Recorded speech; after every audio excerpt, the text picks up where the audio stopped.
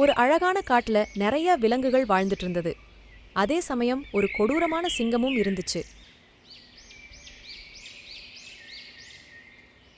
அது எப்பவுமே மற்ற விலங்குகளை வேட்டையாடிதான் சாப்பிடும்.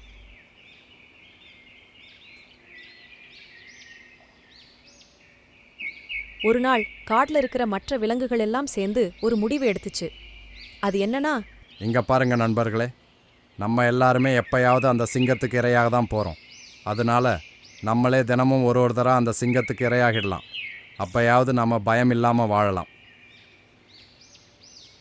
அப்போலேர்ந்து தினமும் ஒவ்வொரு விலங்கா அந்த சிங்கத்துடைய குகைக்கு போய் தன்னை தானே இரையாக்கிக்கும். இப்படியே சில நாட்களும் ஓடிடுச்சு.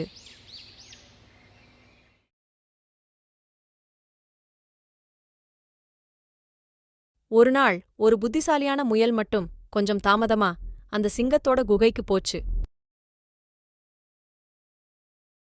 ஏய், இன்னைக்கு நீதான் என்னுடைய இறைன்னு உனக்கு தெரியாதா? ஏன் இவ்ளோ தாமதம்? உனக்காகலாம் நான் காத்துட்டு இருக்கணுமா? அப்படியெல்லாம் இல்ல மகாராஜா. நான் சொல்ற காரணத்தை கேட்டா நீங்களே ஆச்சரியப்படுவீங்க. என்ன காரணமா இருந்தாலும் நான் உன்னை மன்னிக்கவே மாட்டேன். முதல்ல அந்த ஓநாய இரையாக்கிறக்கணும். என் மேல பயம் விட்டு போச்சுல. உங்க எல்லாருக்கும் பாடம் கத்துக் கொடுக்கிறேன். சிங்கராஜா, என்ன மன்னிச்சிடுங்க. நான் தாமதமாக வந்ததற்கு ஒரு காரணம் இருக்கு. நான் உங்கள மாதிரியே ஒரு சிங்க ராஜாவை பார்த்தேன். அவர்தான் என்னை கூப்பிட்டு உங்கள ரொம்ப திட்டினாரு மகாராஜா. அதனாலதான் இவ்வளோ தாமதம். அதுக்கு அந்த சிங்கம், என்னது? என்னை ஒருத்தன் திட்டினானா? இங்க இருக்கிறான் அவன். அவனிடம் என்னை கூட்டிச் செல். அதுக்கு அந்த முயல், சரி மகாராஜா, நான் உங்கள அந்த இடத்துக்கு கூட்டிட்டு போறேன் அப்படின்னு சொன்னுச்சு. அப்போ அந்த முயல் ஒரு கிணத்துக்கு சிங்கத்தை கூட்டிட்டு வந்துச்சு. அந்த சிங்கம் கிணத்துக்குள்ள எட்டி பார்த்துச்சு.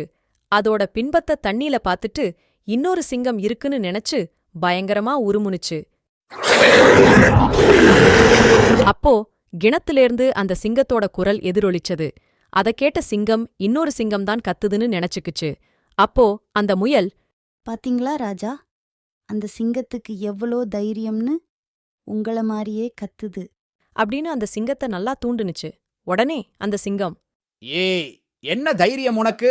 அப்படின்னு சொல்லிட்டு கிணத்துக்குள்ள குதிச்சிடுச்சு. முயலோட திட்டமும் நிறைவேறிடுச்சு. இனிமே அந்த சிங்கத்தோட தொல்லையே இருக்காது.